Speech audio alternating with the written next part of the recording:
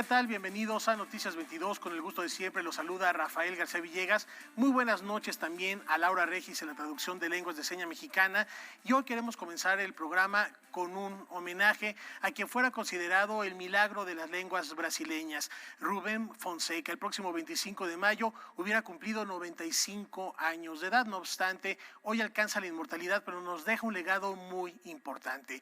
Y precisamente para platicar de la memoria de este gran autor, sobre todo de la novela negra, que trató con cuidado de cirujano, de verdad, llevando a profundidad este mundo onírico, inclusive en muchas de sus obras. Saludemos y agradecemos que tome la llamada en esta ocasión Rafael Pérez Gay, quien además de haber sido su editor, fue amigo y nos platica esta noche de la obra del autor de Pasado Negro. Tocayo, ¿cómo estás? Gracias por invitarme, muy buenas noches.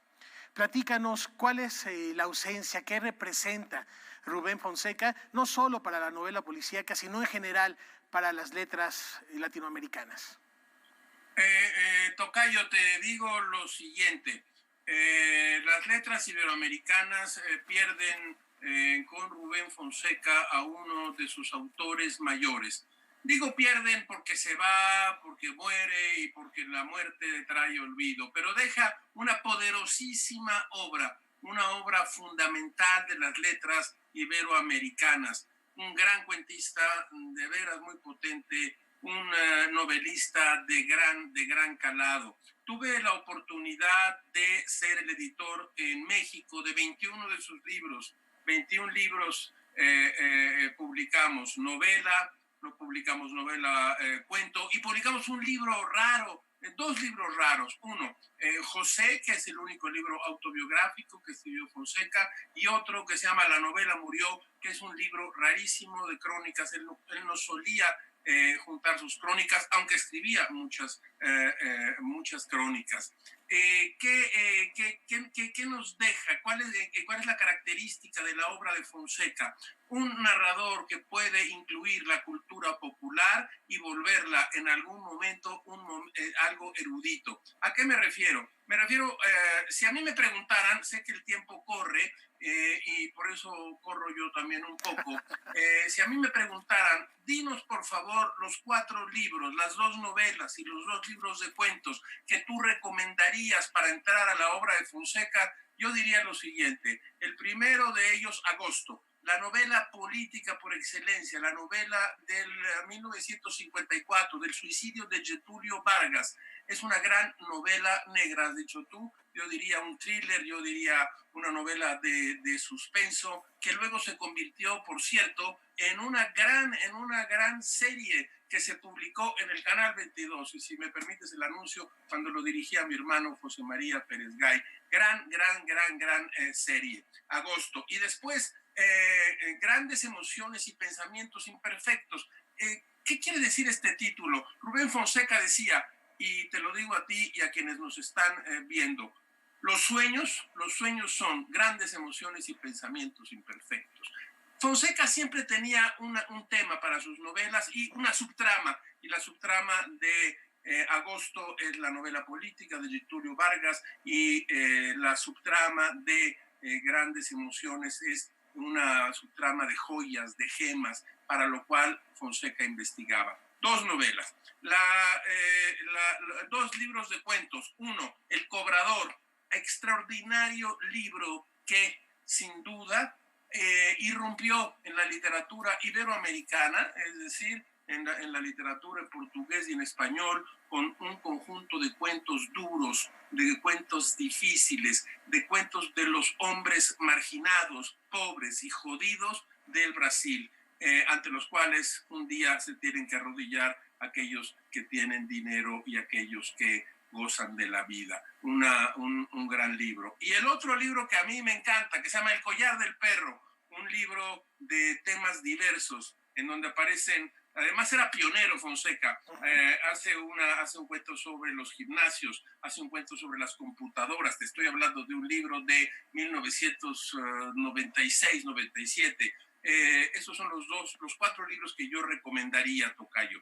Fonseca era un narrador potentísimo, y tú tienes razón, utilizaste la palabra milagro. murió prácticamente escribiendo. A los 94 años de edad todavía hizo un libro, el último, que ya no hizo con Calderena, sino que hizo con Tusquets, porque al final mudó su obra hace unos 4 o 5 años a Tusquets, y las historias de ese hombre de 94 años se dejan leer con gran placer, se dejan leer como solo un escritor joven podría ser. Y la muerte de Fonseca me recuerda una frase que no sé de quién es, no es mía, pero me gusta. Qué jóvenes mueren los viejos. Qué jóvenes mueren los viejos. Y aquí subrayar algo que comentas, tocayo. Él empezó a escribir ya tarde, empezó a estudiar Derecho, después Psicología, y a los 35 años más o menos empieza a publicar. No obstante, fueron 60 años, prácticamente 6 décadas, en las que no soltó la pluma. Y has comparado su obra inclusive con una sinfonía, esa manera de escribir, de ir hilando los temas y de ir con este conocimiento que tiene previo, desentrañando misterios desde cómo funcionan las cosas que aparecen en las obras, lo enriquece muchísimo más y se vuelve un gancho inmediato. Estoy de acuerdo contigo. Hay quien dice, y dice bien, que Rubén Fonseca era un autor completamente realista, y es correcto, pero él decía, fíjate, aquí tengo esta frase: toda gran visión de la realidad es producto de la imaginación. Eso definiría la obra de Fonseca. Su primer libro, déjenme decirles, se llama Los Prisioneros, lo publicó en 1963. Tú tienes razón, Fonseca fue un escritor tardío, fue abogado, fue medio policía, luego él decía que era un cineasta fracasado y se volvió entonces un gran crítico de cine. Todo esto confluyó, convergió en un autor que llevó y tuvo la fortuna de poder juntar todo esto que he dicho en una obra maravillosa y en una obra potentísima, que es de la que estamos hablando ahora. Y ya que hablas de cine, también está por ahí El Gran Arte, que fue llevado a la pantalla grande y que además él ayudó a escribir el guión. Vale la pena subrayarlo, que no se quedó con las ganas de alguna manera de abordar esto, y temas fundamentales: sexo, muerte y literatura, que redundan en la mayoría de sus obras.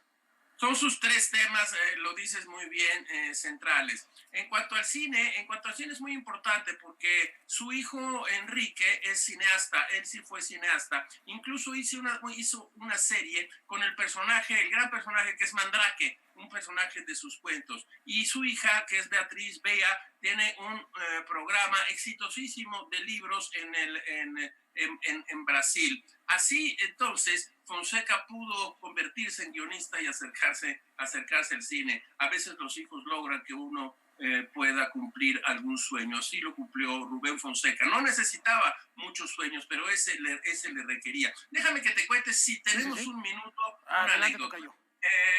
Bueno, yo no fui amigo de Fonseca, no voy a ostentarme como amigo de Fonseca. Yo lo vi 5, 8, 10 veces para editar sus libros. Era un hombre menudo, delgado, ágil, extraordinariamente amable y educado, y sobre todo con mucho humor. Yo diría que gracias a los libros que editó Cal de Arena se le conoció en México y le dieron el premio, entonces todavía se llamaba Juan Rulfo, de la Feria Internacional del Libro de Guadalajara. Y Fonseca no podía exponer sentado, se tenía que parar. Entonces esa mañana de ese sábado que se inauguró la feria en la que se le iba a premiar, nosotros habíamos publicado pequeñas criaturas y regalamos unos resúmenes del libro, e hicimos un pequeño folleto para que conocieran los lectores que no conocían a Fonseca. Entonces él contó esta anécdota, dijo: quiero contar aquí la anécdota de cuando a Álvaro Mutis llegó a visitar a García Márquez, traía dentro de su saco, decía Fonseca, un libro pequeño, un libro que no quiso decirle cuál era. Lo sacó, lo mostró y era Pedro Páramo, y se lo entregó y le dijo: tenga, para que aprenda. Le dijo Álvaro Mutis a García Márquez, contaba Rubén Fonseca, y él dijo: yo he tratado entonces de aprender de este premio Juan Rulfo que me están otorgando hoy. Y la última anécdota de 25 segundos. Estábamos cenando en un restaurante de la Ciudad de México, en el Bellinghausen, y yo me permití decirle: ¿por qué no pruebas? Yo sé que tú eres una persona que experimenta. ¿Por qué no pruebas estos gusanos de maguey? Me dijo, son de maguey, están interesantes. Me gustarían más que fueran de vaca muerta. Bueno, ese era un poco Fonseca. Al terminar de esa cena, dijo, bueno, ¿y ahora dónde vamos? Los que íbamos con él nos volteamos a ver y dijimos, bueno, ¿y a dónde vamos a ir? Porque pues solo lo podemos llevar, si me permiten ustedes, a un putero o a ver a dónde lo llevamos. Afortunadamente había en aquel entonces, estaba el table dance en su apogeo, y entonces dijimos, vamos a llevar a Fonseca a un table dance, y lo llevamos. Fonseca tenía 67 años. Fonseca llegó, tamborileó, oía Bruce Springsteen, se sabía Bruce Springsteen, se sabía todas las rolas que estaban tocando, y decía, qué raro, esto me parece como una barbería. ¿Por qué una barbería, Rubén? Pues porque las mujeres se ponen en las piernas de los hombres y parecen que los van a afeitar. Tiempo después, en el libro que se llama Un agujero en la pared, encontré un cuento que se llamaba La carne y los huesos. La carne era la historia de esa noche que estuvimos en el closet, y por otro lado la historia de un hombre que perdía a su madre, que se consumía en los huesos. La carne y los huesos. Ese es el escritor Rubén Fonseca. Aquel hombre que decía que viajar era conocer idiotas que hablaban otros idiomas y que también escribir era una enfermedad. Tocayo, muchísimas gracias por traer este recuerdo, por rendir este humilde homenaje aquí a través de la pantalla de Noticias 22 y por supuesto, sobre todo, por invitar a aquellos que no lo han hecho a acercarse a la obra de Rubén Fonseca. Te abrazo desde aquí, Tocayo, muchas gracias por este tiempo y vamos a leerlo y vamos a recordarlo como se merece al milagro brasileño Rubén Fonseca. Gracias por invitarme, estoy con ustedes, les doy un abrazo a ti, a todo tu equipo y a quienes nos están viendo. Gracias, Tocayo, un abrazo a la distancia y nos vamos y con otro recuerdo porque también falleció Willebaldo López Guzmán. Durante su vida destacó como actor, director, dramaturgo, docente y guionista del escenario cultural en su México, talento que le llevó a conseguir una beca del Centro Mexicano de Escritores, y en su repertorio como escritor podemos encontrar dramas, farsas, comedias. Dirigió obras como La locura de Los Ángeles, Corona de Sangre y La Llorona. También adaptó y dirigió 12 radionovelas para la XCW, además de programas didácticos como Pásele, Pásele, Aquí no le cuesta nada, Aprender o Al salir el sol para Radio Educación. Vaya pues también un recuerdo a la memoria de Willebaldo López Guzmán. Y en otros temas, hoy celebramos el Día Mundial del Arte. Como arte de los festejos, la Secretaría de Cultura busca promover la importancia del quehacer artístico en nuestro país. ¿Y de qué manera lo hace? Así. Por primera vez, este 15 de abril se conmemora oficialmente el Día Mundial del Arte. El festejo busca ser un instrumento que promueva el papel de la cultura como herramienta transversal para lograr los objetivos de desarrollo sostenible de la Agenda 2030, en el que la contribución de los artistas es fundamental, además de reforzar los sectores y programas de la UNESCO y valorar las aportaciones que las artes y el patrimonio cultural representan para la humanidad. Aunque esta celebración ya se realizaba desde el 2012 y fue propuesta por la Asociación Internacional del Arte durante la 17ª Asamblea General de la Asociación Internacional de Arte en Guadalajara, la proclamación tuvo lugar en la reunión número 40 de la Conferencia General de la UNESCO ante la iniciativa de las delegaciones de México y Turquía en 2019. Y se estableció el 15 de abril en honor al natalicio del pintor italiano Leonardo da Vinci. La Secretaría de Cultura Federal conmemora en línea este día debido a la emergencia sanitaria y a la Jornada Nacional de Sana Distancia. Su titular, Alejandra Frausto Guerrero, invita a visitar la página contiguoenladistancia.cultura.gov.mx, donde la sociedad puede encontrar recursos digitales como recorridos, videos, libros, fotografías, conciertos y aplicaciones que integran el acervo artístico y cultural del país. Por su parte, la UNESCO lanzó el movimiento global Resiliart, con el objetivo de apoyar a los artistas durante y después de la crisis por el coronavirus. Noticias 22, Karen Rivera. Y en este contexto del Día Mundial del Arte, les recuerdo que todos los sábados, a través de la pantalla de Canal 22, Ramón Llanera hace un recorrido por las diversas disciplinas para encontrar el vínculo entre las emociones y el arte mismo. No se pierdan el capítulo de estreno este fin de semana en punto de las 9 de la noche. De hecho, el sábado pasado se estuvo paseando con las 9 musas. Fue un programa verdaderamente extraordinario donde el tema fue la inspiración. Esto es arte en Canal 22 los sábados a las 9 de la noche, imperdible, y está ya la invitación para que también este sábado estén muy al pendiente, ahora que la invitación es a que se queden en casa. Con esto nos vamos a una brevísima pausa, tenemos más aquí en Noticias 22.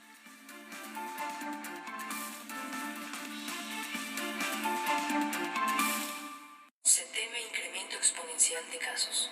No salga de casa. Cecilia, Alberto y Felipe viven atrapados por una extraña epidemia que ha desolado las calles de una ciudad de playa. Los síntomas inician con una alergia al sol. Solitarios deambulan hasta que un deseo incontrolable los hace arriesgarse a salir a la búsqueda del mar. Canal 22 presenta el estreno de Atmósfera, jueves, después de la medianoche. ¿Te negaron medicamentos o servicios médicos? Acércate al PRD, que junto con abogados ciudadanos y de manera gratuita te ayudarán a promover un amparo para garantizar tu derecho a la salud. Llámanos a los teléfonos 55 10 85 80 00, extensión 8129, o vía WhatsApp 55 78 88 65 57. Y recuerda, como siempre, el PRD te defiende. En México y el mundo enfrentamos un reto sin precedente. El COVID-19 es muy contagioso y se extiende por todo el país. La única manera de contenerlo es que todos nos quedemos en casa. Si lo hacemos, todos nos protegeremos de la enfermedad. Debemos ser responsables. Salir solo si es estrictamente necesario, tomando las medidas de sana distancia. El virus no discrimina edad ni condición social. Seamos solidarios y juntos saldremos adelante. Quédate en casa. Gobierno de México. En el centro de México se realiza la feria más grande de América Latina. La feria. Sí, esta es la feria principal. 23 días de fiesta, 350,000 visitantes diarios. Es una mezcla de arte, cultura. No es una feria cualquiera, es un verdadero punto de encuentro. Feria de San Marcos, la Feria de México. Estreno, domingo, 17 horas.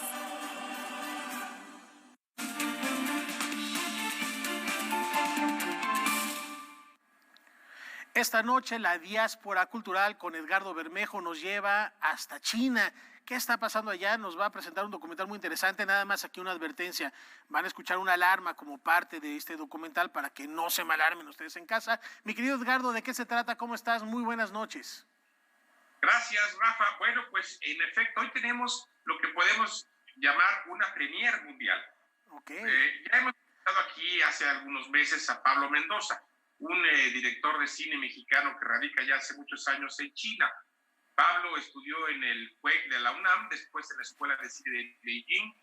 Ha hecho una carrera muy brillante en China desde hace ya algunos años. Y a Pablo le tocó el inicio de la epidemia en China cuando visitaba a su familia política en Chengdu, en la provincia de Sichuan. Y ahí se tuvo que quedar y ahí se quedó. De manera que desde allá, después de ya pues, casi 3 meses de confinamiento, pudo salir de su casa con muy poco equipo, con lo que tenía en su casa, con su computadora, armó un documental que podemos llamarlo así, un cortometraje, podemos decir, y decía yo, le podemos llamar así justamente porque estamos ante el trabajo casero, pero de un gran profesional del cine. Vamos a ver lo que Pablo Mendoza nos preparó para los televidentes del Canal 22 desde Chengdu, en China. Adelante.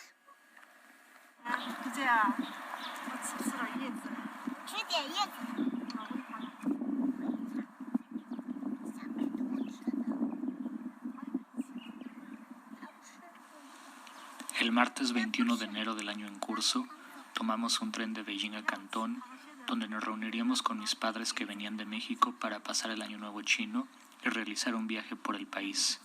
Esa noche era otra en la estación de trenes del oeste de Beijing.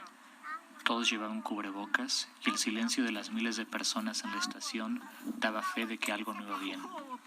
Nuestro tren pasó por Wuhan y aunque nadie se subió, estuvo detenido 8 minutos en la estación norte.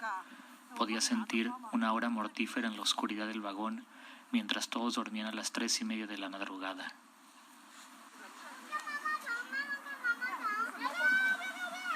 El tren avanzó y poco a poco llegó a su velocidad normal de 280 kilómetros por hora. Mientras veía en el mapa, cómo nos alejábamos rápidamente de la ciudad que sería cerrada indefinidamente la noche del 23 de enero a causa de la epidemia causada por el virus COVID-19, que cambiaría el curso de la historia no solo de China, sino del mundo entero. Cancelamos nuestro viaje y de Guangzhou tomamos un vuelo a Chengdu el 25 de enero, la tierra natal de la familia Lan, donde nos encontramos actualmente desde aquel día en que se activó el protocolo de respuesta nivel 1 para situaciones de emergencia de salud pública, el más alto de la escala de situaciones de emergencia sanitaria de China.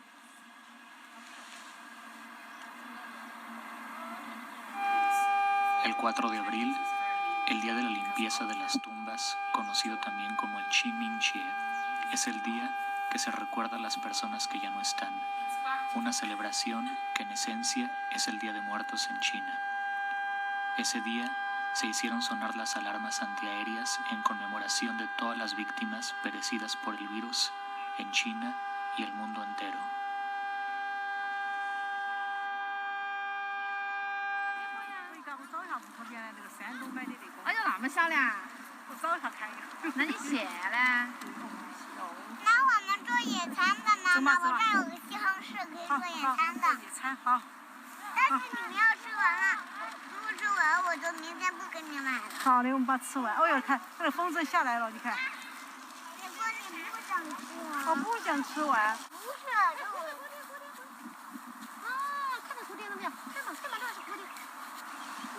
El ser humano ha puesto todo su empeño en alterar los hábitats naturales amén del desarrollo que las naciones desean alcanzar. No es fortuito que COVID-19 haya tenido su origen en la segunda economía mundial y el país con más prospecto de desarrollo en el siglo XXI. Se habla de que el ritmo del desarrollo mundial tiene que cambiar, pero los medioambientalistas tampoco hablan de cómo resolver las vidas de los países más poblados del mundo que dependen de una intensa actividad económica.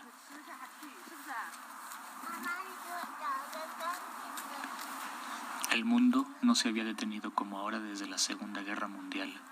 Si bien COVID-19 está muy lejos de ser una amenaza real para la extinción de la humanidad, sí es un llamado para todos en cuanto a cuál debería de ser la dirección correcta que deberemos tomar. Tal vez menos viajes, tal vez menos autos. Beijing era la ciudad con más bicicletas en el mundo, 9 millones que ahora están en los deshuesaderos, pero sobre todo, más respeto a la naturaleza.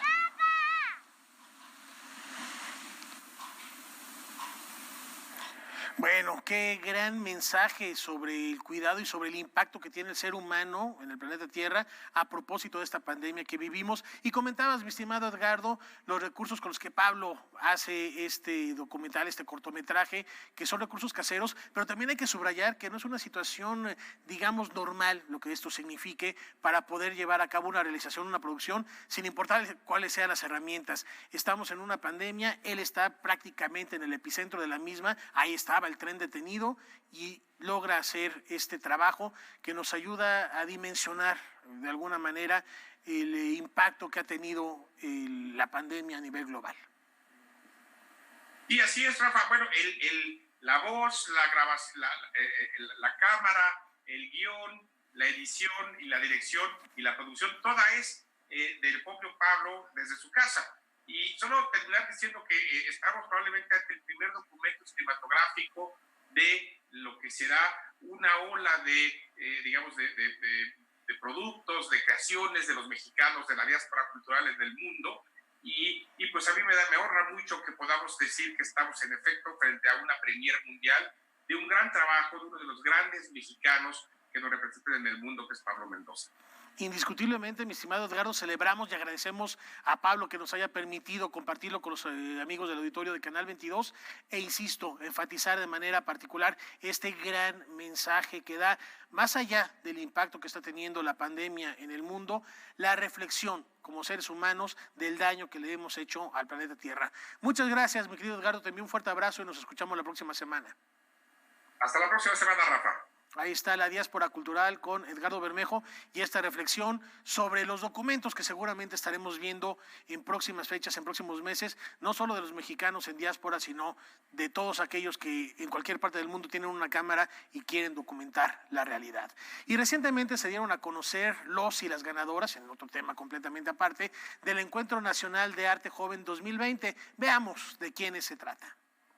Hoy damos a conocer los resultados de la edición número 40 del Encuentro Nacional de Arte Joven, un premio del A través de sus redes sociales, la Secretaría de Cultura, el INBA y el Gobierno del Estado de Aguascalientes dieron a conocer a los ganadores del Encuentro Nacional de Arte Joven 2020, en el que participaron 930 creadores de 24 estados de la República Mexicana.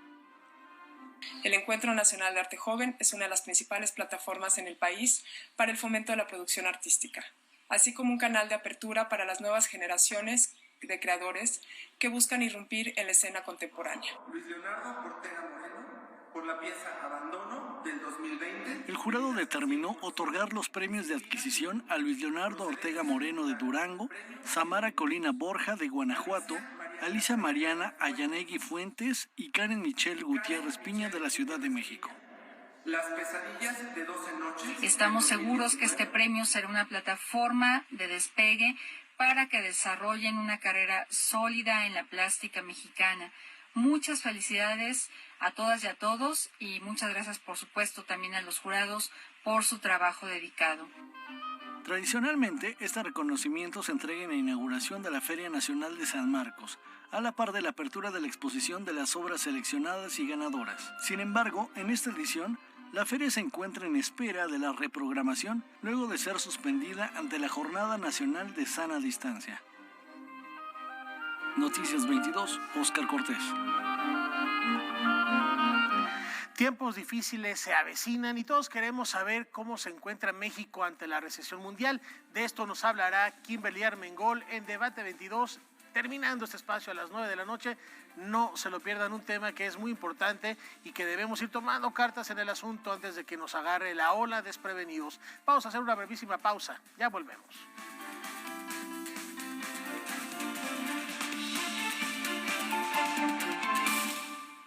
Quédate en casa, por favor.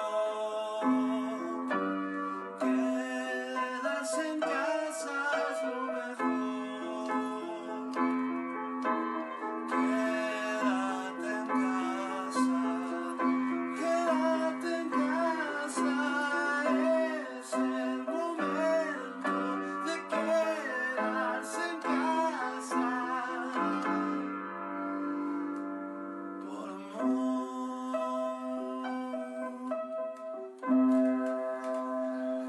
Quedémonos en casa, de ser posible, cuidémonos entre todos.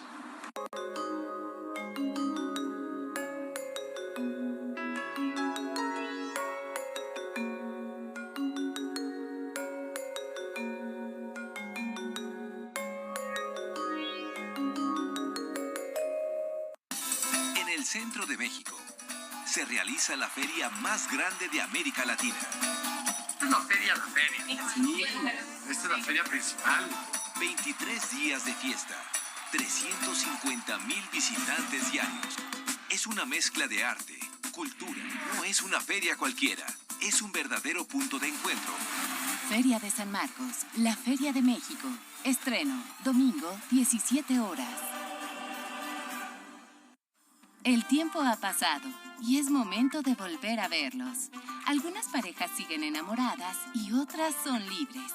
Ivonne y Pablo eran universitarios de las primeras generaciones totalmente formadas por la Revolución Cubana. Descubre qué hay detrás de estos amores cubanos. Celebrando 25 aniversario. Nuevos capítulos, lunes 22 horas. Retransmisión, domingos 18:30 horas.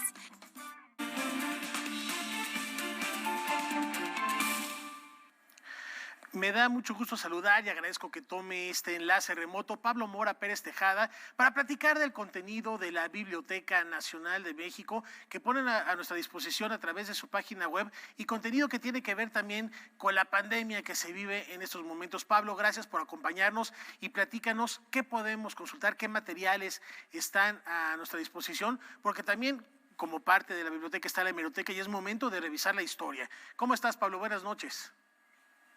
Bueno, muchísimas gracias. Sí, la Biblioteca Nacional y la Hemeroteca Nacionales están preocupadas por esta contingencia sanitaria y una de las misiones básicas y sustanciales de cualquier biblioteca nacional es ofrecer precisamente la preservación, resguardar esa memoria histórica de la tradición escrita mexicana,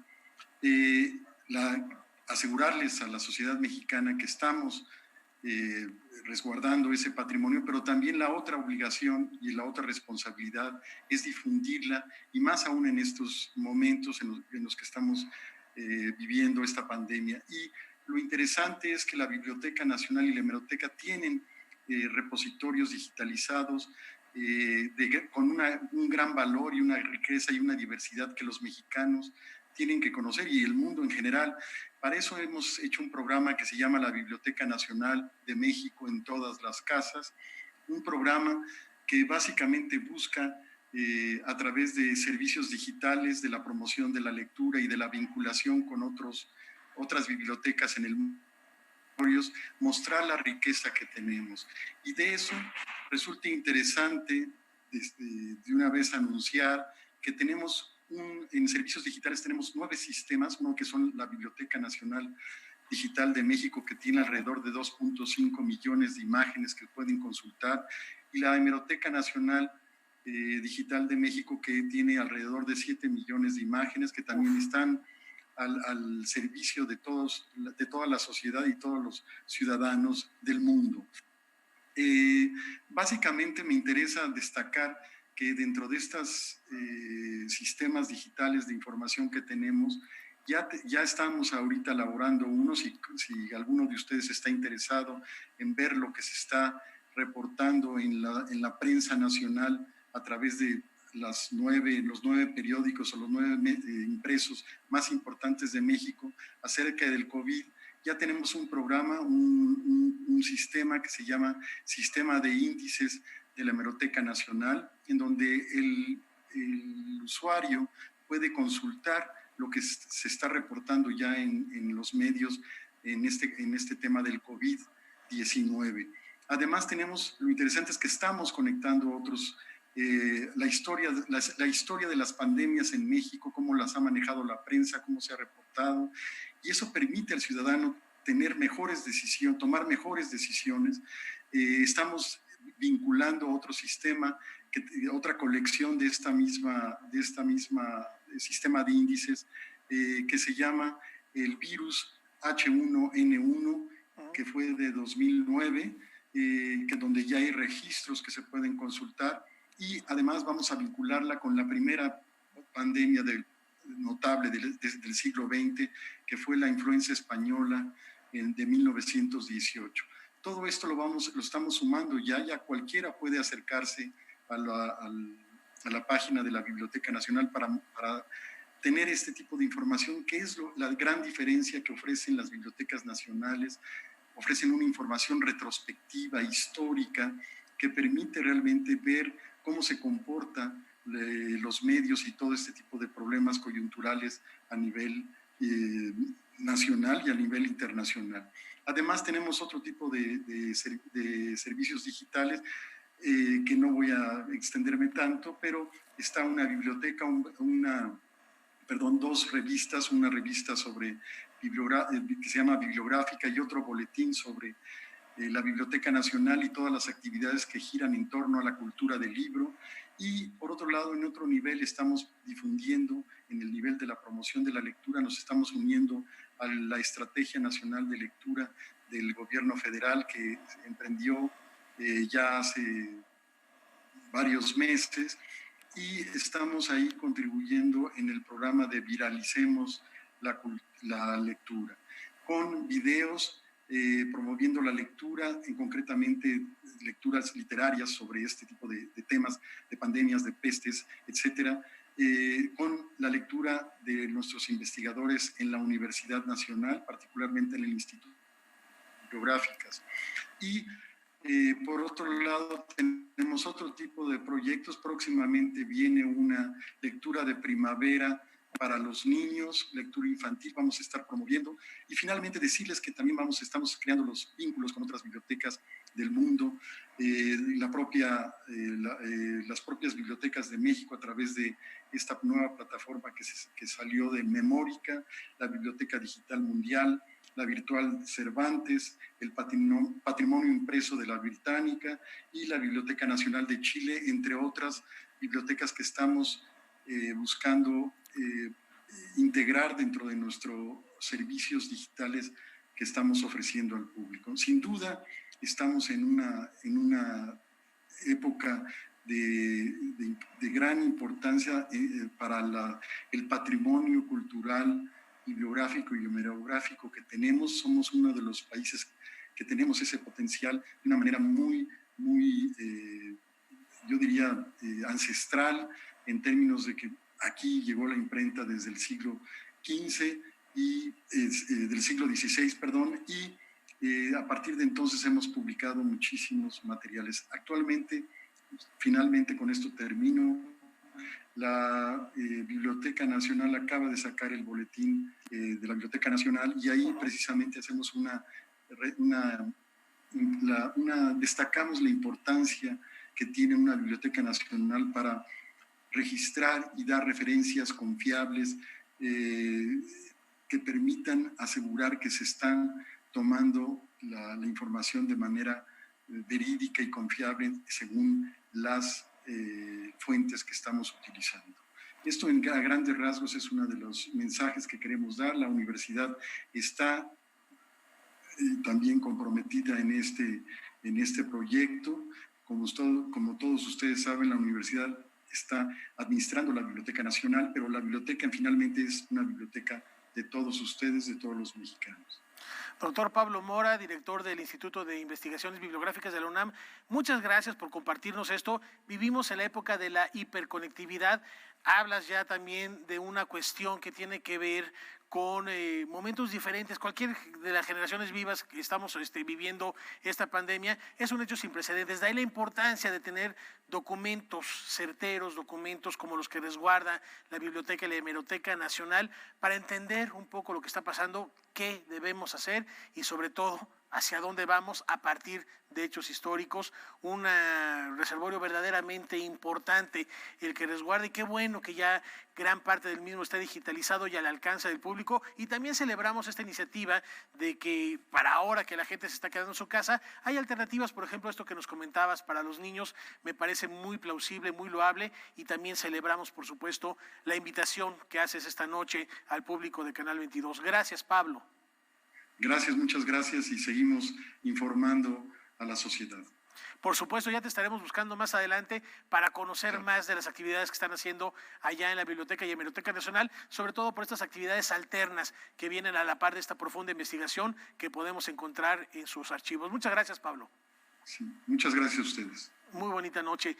Y en otros temas, todos procuramos proteger a nuestros seres queridos ante la pandemia del COVID-19, pero ¿qué pasa con aquellos seres queridos que no son humanos y también tienen necesidades y que ahora se vuelven fundamentales para el confinamiento? Las mascotas. Un grupo de asociaciones y ciudadanos sumaron esfuerzos para promover la campaña #BienestarAnimalCDMX, que durante la emergencia sanitaria por COVID-19 busca garantizar la salud de los animales de compañía. Informar que los servicios de atención médico-veterinaria y de venta de alimento continúan suministrándose, así como promover el consumo local en apoyo a la economía de los expertos en esta rama de la medicina. Poder informar a la ciudadanía que hoy por hoy las clínicas veterinarias permanecen abiertas y lo mismo los establecimientos que tienen venta de alimento. Son actividades esenciales porque estamos hablando de un ser vivo y entonces están abiertas. Y número 2, hay que seguir siendo responsables con nuestros animales de compañía. Primero que nada, no los podemos abandonar porque pues los animales de compañía son una responsabilidad. Y lo hemos dicho a lo largo de la historia de la PAOT, los animales de compañía no son juguetes. Entre las recomendaciones que médicos veterinarios realizan para cuidar a los animales de compañía, en especial a los perros, se encuentran las de evitar sacarlos de paseo sin correa y durante las horas de mayor calor, debido a que, a diferencia de los humanos, ellos no sudan y las altas temperaturas pueden afectar su salud. Después de pasearlos, se debe desinfectar su pelaje y sus patas sin alcohol. Lo recomendable para su cuerpo son toallas húmedas y para sus patas soluciones de superoxidación que se venden en el supermercado. Además, establecer un calendario o agenda de cómo estar en casa con ellos. Ya tenemos más de 180 clínicas veterinarias registradas, donde nos permite a cualquier ciudadano entrar a esta plataforma y poder consultar cuáles son estas clínicas que hoy permanecen abiertas, en qué horarios, qué tipo de servicios tienen, si están abiertas las 24 horas, si pueden entregar el alimento a domicilio. Entonces, parte de esta iniciativa es poder pues acercar estos servicios a los ciudadanos y decirles que no desatendamos a nuestros animales de compañía.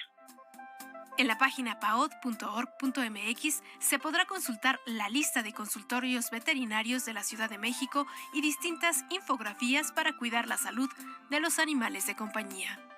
Noticias 22, Karen Rivera.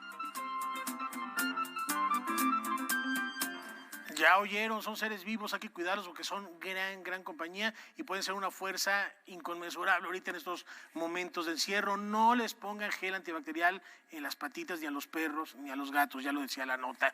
Y nos vamos rápidamente a los avisos parroquiales de esta Catedral de la Cultura. Les recordamos que como todos los jueves no se pueden perder el día de mañana el ciclo Jueves de Cine en Casa de Buñuel, esto como parte de la programación de actividades de Cultura UNAM en Casa y la Academia Mexicana de Artes y Ciencias Cinematográficas. Mañana en punto de las 18 horas, Fernando Moreno y Berta Navarro conversarán en vivo sobre el cine mexicano a través del canal de YouTube que están viendo ahorita en estos momentos en su pantalla, y ya por supuesto el día de mañana les tendremos los pormenores de este encuentro. Y también les platico que el Instituto Nacional de Lenguas Indígenas se suma a la plataforma Contigo en la Distancia, poniendo a disposición de todos y todas materiales para conocer y aprender sobre las lenguas indígenas de México. Es muy buen momento, porque no, si vamos a aprender otro idioma, que sea un idioma originario, y esto lo hace a través de sus 8 salas. Ustedes podrán escuchar las voces que componen el paisaje lingüístico del país, leerán las creaciones literarias de diferentes poetas indígenas y además podrán escuchar gran parte de la música que componen a lo largo y ancho del país. Se encontrarán también con algunos cortometrajes que ahondan en los grandes misterios de las lenguas indígenas nacionales. Para así poder encontrar toda esta información, deben visitar las redes sociales del INALI y por supuesto la página Contigo en la Distancia, cultura.gov.mx. Qué programa tan completo y tan rico el que se tiene Contigo a la Distancia.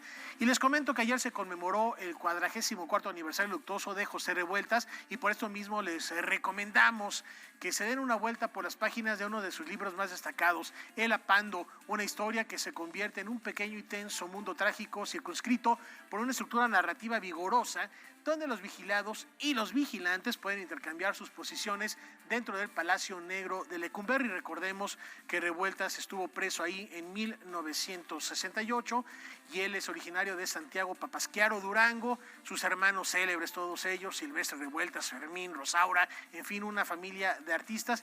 Y hoy recordamos, por supuesto, al gran José Revueltas, autor de obras fundamentales de la literatura nacional. Y con esta invitación a leer, a escuchar y a ver a los Revueltas, nos vamos a una brevísima pausa.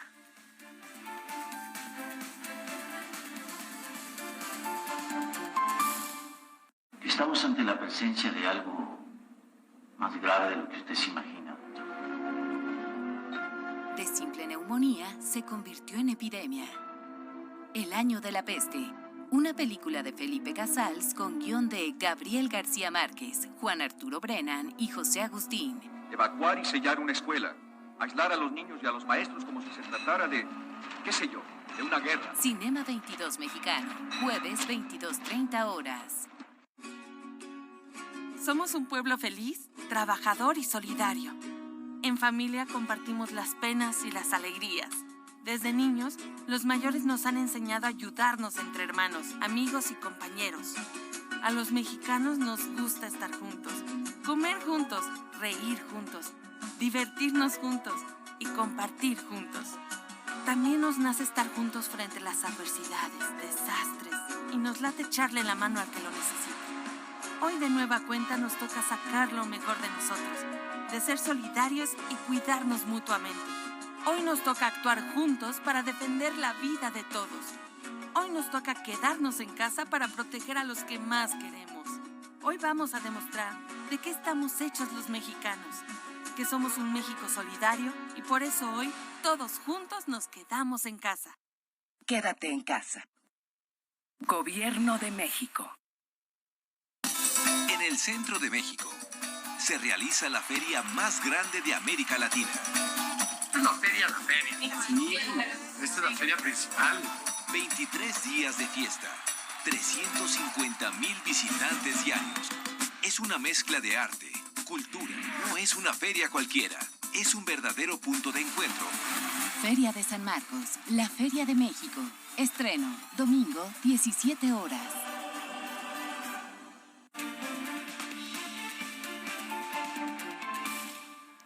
Miércoles de visión global, y en algunas partes del mundo, como la pandemia va avanzando en diferentes momentos, ya se están restableciendo los cercos dentro de estos sectores para el confinamiento, para las cuestiones sanitarias, y hay ejemplos muy interesantes como en Corea, o como ya lo veíamos la semana pasada en Suecia, que no les importa que la gente salga, que prefieren no cerrar los restaurantes. De esto nos platica esta noche Ileana Rodríguez Santibáñez, a quien saludo con muchísimo gusto. Mi querida Ileana, platícanos cómo se está viviendo este regreso, y lo voy a poner también entre comillas, a la normalidad. Bueno, pues como siempre un gusto, y pues sí, en paralelo a esta pandemia, también hay una reacción positiva por parte de los gobiernos, hay que decirlo, pero por supuesto que esto es como una orquesta desafinada, no todos los instrumentos van a marchar al mismo compás, lo están haciendo de acuerdo a cada director, en todo caso a cada jefe de Estado, a cada presidente.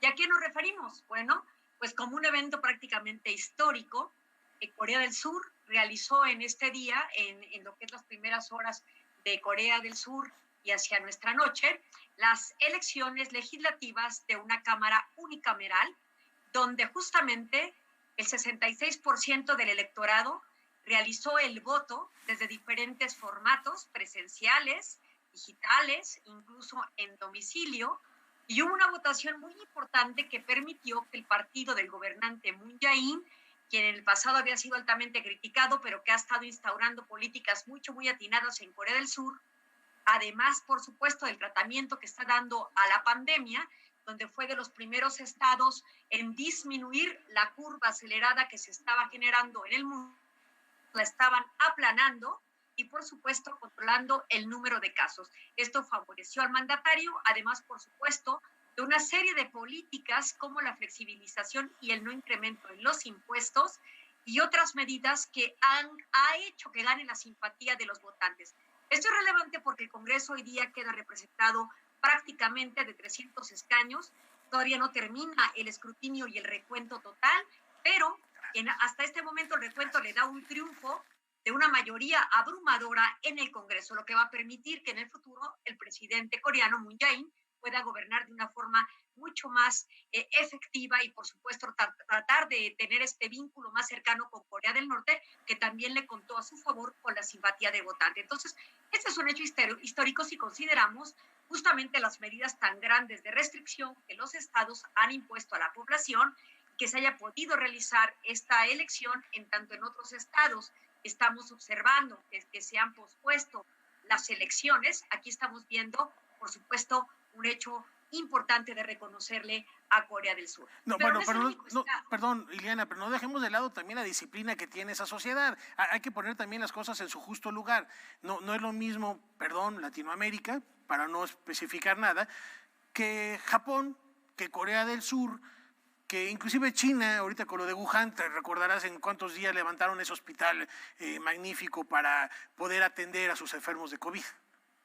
Claro, tienes toda la razón, pero de suyo es histórico si consideramos que con todas las medidas de contención, sin haberlas abandonado, porque también hay que decirlo, fueron unas elecciones, Rafael, Ajá. y amigos, muy costosas para Corea del Sur, porque justamente se tuvieron que atender casos, por ejemplo, de todo el equipo de vigilancia digital, pero también de vigilancia médica pertinente para detectar, por ejemplo, si las personas que llegaban a votar mostraban temperaturas altas que pudieran dar indicios de que hubiese un malestar por ahí en referencia al coronavirus. Entonces se les llevaba a una casilla especial que luego se desinfectaba perfectamente.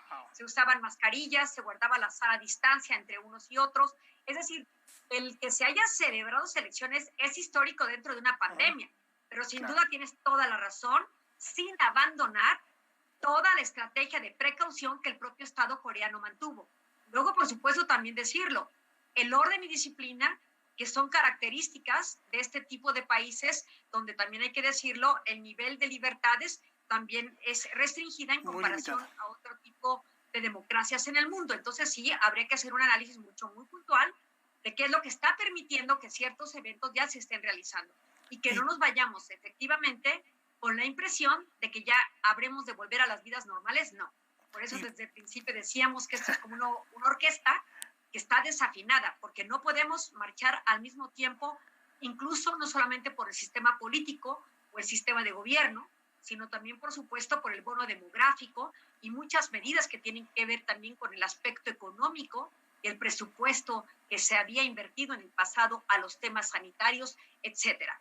Pero en esa misma tónica, lo que también estamos observando es en países europeos cómo también este cerco sanitario tan estricto se ha ido flexibilizando nuevamente con las medidas de precaución, donde se espera, por ejemplo, incluso por varios estados europeos, que la cercanía y la proximidad con las personas no podrá ser antes de octubre. Es decir, habrá que pasar un tiempo antes de que podamos romper o estos estados puedan romper con este distanciamiento físico que hemos tenido las personas. Pero por citar algunos estados que están próximos, por ejemplo, a que funcionen los pequeños comercios, a que funcionen guarderías e incluso que comience a funcionar el sistema educativo de forma gradual y progresiva, encontramos casos importantes como Portugal, como Dinamarca, como Copenhague, como varios estados dentro de República Checa, varios estados que están tratando de volver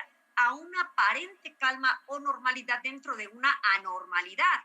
Y nuevamente con las precauciones que la autoridad irá dictando. Son medidas progresivas, no es que el lunes estos estados vuelvan a la vida cotidiana, sino serán progresivas y en la medida que no se presente casos que puedan connotar que se acelere nuevamente el índice de infectados y, por supuesto, el índice de muertes. Es decir, estos estados lo que tienen como característica particular es que la curva nuevamente se está aplanando o está decreciendo respecto al número de casos y aún así conservan todas las precauciones para ir teniendo las medidas que posibiliten el desarrollo de una aparente normalidad.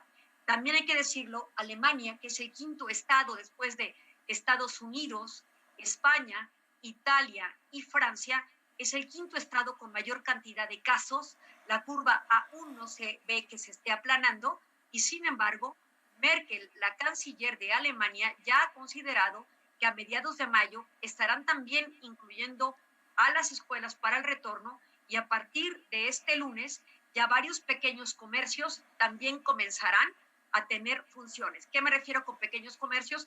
Nosotros los tendríamos concebidos como pymes, pero ellos básicamente hablan incluso del número de metros por locales, es decir, aquellos locales que no excedan a 800 metros podrán regresar a labores, como cuáles peluquerías, talleres automotrices y diferentes comercios que tengan estas características. Es decir, habrá una progresividad para el retorno a la normalidad. Y mientras todo esto sucede, encontramos a un Estados Unidos que encabeza la lista de casos de infectados y de muertos, que en un encono del presidente estadounidense Donald Trump arremete contra la Organización Mundial de Salud, que es parte de la Organización de Naciones Unidas, para decir que suspenderá el pago de cuotas a esa organización porque se piensa que no fue muy oportuna o muy efectiva la forma en que manejó esta enfermedad que luego fue epidémica y luego fue la pandemia que hoy día conocemos. Donald Trump reclama la falta de oportunidad en el aviso a los Estados miembros de la comunidad internacional para tratar de contener esta pandemia. Aún así, la OMS ha citado que mantendrá sus labores y seguirá con el tema de la cooperación internacional. En tanto, se convence a Estados Unidos de no dejar de pagar las cuotas, que son $900 millones los que aporta Estados Unidos, de un total de $4.400 millones con los que funciona esta importante organización. Entonces, hay que estar atentos a la lectura de cómo el mundo va logrando ventajas sin que todavía exista una vacuna contra una enfermedad con la que tendremos que convivir y coexistir bajo las políticas que los estados dicten para prevenir un brote que pueda ser de largo tiempo. Así las cosas, Rafael. Rudísimo esto que hace Trump contra la OMS, es un fuerte golpe, pero también interesante las lecciones que nos deja. Ya hablábamos de civilidad, hablábamos de libertades, hablabas de libertades a propósito de lo que pasa en Corea del Sur, de lo que pasa en contraste en Dinamarca, de responsabilidades gubernamentales como lo que está pasando en Alemania y de ejemplos a seguir. Por eso hoy en México es tiempo de quedarse en casa para, como hicieron ya los otros países que referías, aplanar esa curva. Muchas gracias, mi querida Ileana. Sí.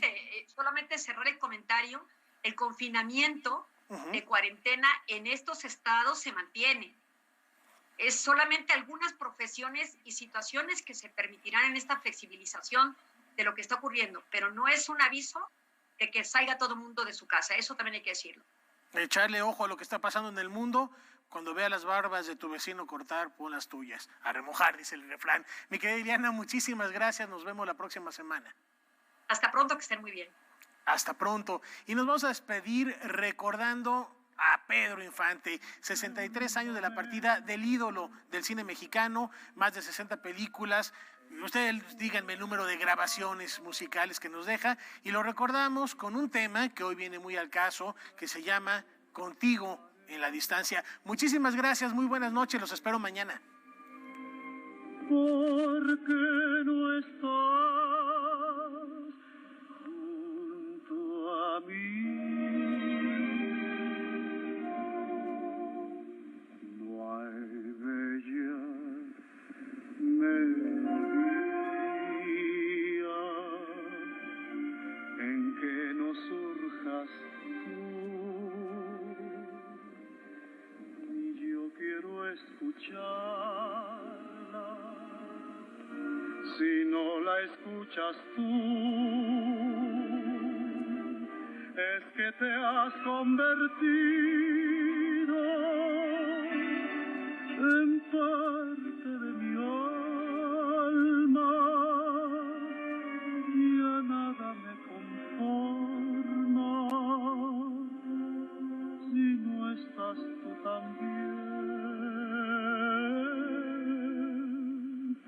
Más allá de tus labios, del sol y las estrellas,